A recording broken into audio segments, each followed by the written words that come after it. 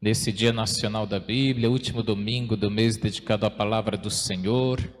A nossa paróquia em festa, porque está em nosso meio a imagem mais querida do Brasil. Estamos às vésperas de iniciar no Santuário Nacional a novena preparatória para a festa da padroeira do Brasil. Um tempo diferente, esse tempo de pandemia. A novena esse ano será diferente dos demais anos, mas não sem a fé e sem o carinho do povo brasileiro, que desde 1717, quando o encontro da imagem, aqui mesmo na cidade de Guaratinguetá, despertou no coração do povo brasileiro um amor à Mãe de Jesus, chamada de Nossa Senhora Aparecida. Mas a palavra do Senhor, nesse 26º domingo do tempo comum, nos faz um convite, sobretudo na segunda leitura da carta aos Filipenses na missa de hoje. Mais do que um convite, é um conselho bíblico, é um conselho atual, uma recomendação, uma admoestação, uma advertência, uma exortação para nós dentro da igreja. Nada façais por competição, nada façais por vanglória. Será que a gente está ouvindo isso, meus queridos? Será que nós estamos seguindo esse conselho? Vocês já ouviram a expressão nos jornais, nos setores de economia, a expressão capitalismo selvagem? Sim ou não? Essa expressão capitalismo selvagem significa exatamente isso: competição, rivalidade, disputas. E essa normativa, ela saiu do mercado e entrou nas relações humanas. As relações de mercado se transferiram do sistema econômico para as relações humanas e até mesmo para as relações religiosas. Isso mesmo, para o relacionamento do homem com Deus. Selvageria. É verdade que a ciência diz que nós somos animais, mas não precisamos nos comportar como tais. Nós temos o Espírito Santo de Deus dentro de nós. Nada façais por competição, nem por vanglória, para destruir o outro. Isso é selvageria. O conselho que o São Paulo dá aos Filipenses é esse: tendes em vós os mesmos sentimentos de Cristo Jesus. E o que Cristo Jesus nos ensinou foi não considerar o seu ser igual a Deus uma usurpação. Humilhou-se, foi obediente até a morte, morte de cruz. A kenosis significa o seu aniquilamento. Mas o que vemos crescer, infelizmente, para nossa tristeza, é o espírito de competição e de rivalidade. Por isso mesmo, o Evangelho calha por nós como uma luva. Um homem que tinha 2 filhos, ele disse para os 2, olha, vai trabalhar na minha vinha. E um disse, eu vou, fez um discurso bonito, mas depois não foi. O que isso quer dizer? Que no céu não entra quem só tem papo, quem só tem conversa bonita. No céu não é todo aquele que me diz Senhor que vai entrar no reino do céu. O céu não é composto de gente medíocre, de gente que vive a fé só da boca para fora, que reza uma religião só da boca para fora, mas que vive competindo, rivalizando com os outros. Isso não é fé, isso não é cristianismo.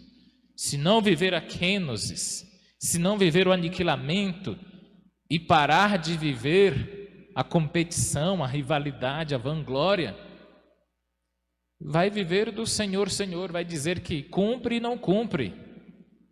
Vai ser como um desses filhos, vai trabalhar na minha vinha. Ele vai dizer na frente dos outros, vou, mas no fundo não vai coisa nenhuma. Não vai coisa nenhuma. Ele diz que vai só na frente dos outros. A sua religião é de fachada. É um sepulcro caiado, bonito só por fora. Queridos, nós precisamos todos ter cuidado, porque aquilo que Jesus mais criticou no seu tempo foi uma religião de faz de conta. E olha que ele nasceu nesta religião. Ele foi fruto desta religião judaica, que ele mesmo criticou. Uma religião que dizia: vem trabalhar na minha vinha. Vou, mas depois não ia. Não ia. E ele disse: as prostitutas, vejam só, duas classes completamente discriminadas, ontem e hoje.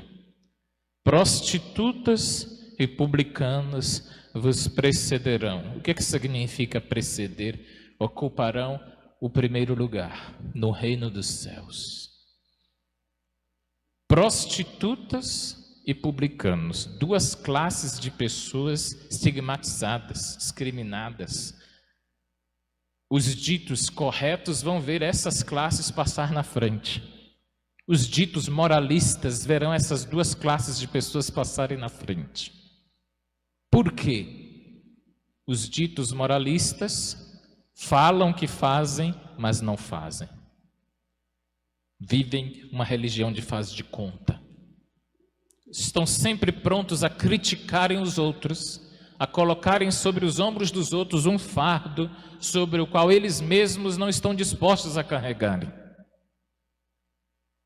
Por isso mesmo, tenhamos muito cuidado, meus queridos.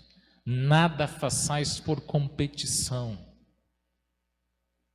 Eu repito, entre o mundo animal, se você assistir ou mesmo pesquisar, não precisa ser um expert no mundo animal, você perceberá que entre os animais sobrevive aquele que mata o outro, sim ou não? No mundo animal é assim. Por exemplo, o leão, se ele cresce, vira o macho, ele se descobre um outro clã, ele mata os filhotes macho do outro grupo, por medo de que aquele filhote macho cresça e se torne seu inimigo. Isso é competição, rivalidade. Lá não tem o conceito de infanticídio como nós. Eles matam os filhotes. Nós vamos nos tornar assim? Nós vamos chegar a esse nível de competição dentro da igreja, às vezes, dentro das instituições cristãs, e depois, com o nome de Jesus nos lábios, com o nome de Nossa Senhora nos lábios, competindo com os outros, rivalizando. A troco de quê? Em nome de quê? É fato que ao longo da história, em nome de Jesus, já se matou muita gente, sim ou não? Já se justificaram muitas guerras, mas ainda hoje, em nome de Jesus, ainda se justifica muitas falcatruas, muitas mentiras, muitas soberbas nossas, muitas mentiras nossas, muitas vaidades nossas. Está na hora de nós nos convertermos. O Papa Francisco foi muito sábio. Ele foi eleito Papa em 2013. E na primeira quaresma, ele escandalizou o mundo quando ele disse que quem precisava se converter não era o mundo, era a igreja. A primeira quaresma dele, ele já começou dizendo: quem precisa se converter não é o mundo, é a igreja católica. São os católicos que precisam se converter primeiro, para depois falar que os outros precisam se converter. E não é que ele tinha razão? Não é que ele tem razão? Somos nós que precisamos mudar de vida e parar de ficar apontando os erros dos outros. A começar por nós de dentro da igreja. Começar pela gente. Precisamos mudar. Muito. E para concluir, quando Jesus diz assim: Os publicanos e as prostitutas te precederão no reino dos céus. Quando você convida alguém na sua casa e esse alguém não é de igreja, e você diz a essa pessoa, vamos na missa, essa pessoa diz, não, não vou. E você cai na bobagem de dizer, você vai para o inferno. Não fale mais isso. Pode ser que essa pessoa lhe preceda no reino dos céus. Pode ser. Essa pessoa vai ir no dia que você for melhor do que ela. Quando o seu convite para ir for de uma pessoa realmente convertida. Quando você for uma pessoa que perdoar mais. Quando você for uma pessoa que guardar menos mágoa, menos rancor, for uma pessoa menos egoísta, menos invejosa, o seu convite vai ser muito melhor. Padre, por que eu convido, essa pessoa não veio? Padre, por que eu faço, essa pessoa ainda não veio? Seja melhor, seja mais santo, seja como Santa Mônica. Ela passou 28 anos. 28 anos. No dia que formos semelhantes a ela, quem sabe? Quem sabe? Não adianta procurar os defeitos só na pessoa, ficar apontando os erros. É porque não presta, é porque não quer nada, é porque não vale nada. É muito fácil sentarmos no trono da arrogância e da prepotência e ficar apontando os erros da pessoa, não é fácil? Mas está na hora de nós começarmos a ver por que a pessoa não vem. Onde é que eu posso melhorar? Como irei para uma igreja onde a pessoa que me convida guarda muito rancor, é invejosa, faz tudo por competição e vanglória? Não vou nessa igreja mesmo não. Não vou seguir esse Jesus mesmo não.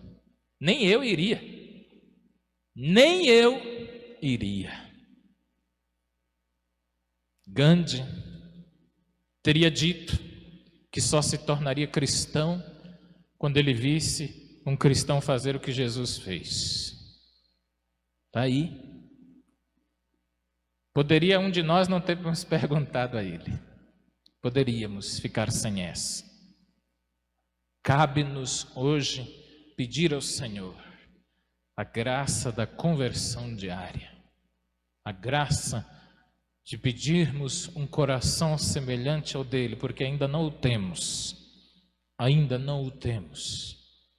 Um coração imaculado como o de Maria e santo como o de Jesus. Louvado seja nosso Senhor Jesus Cristo.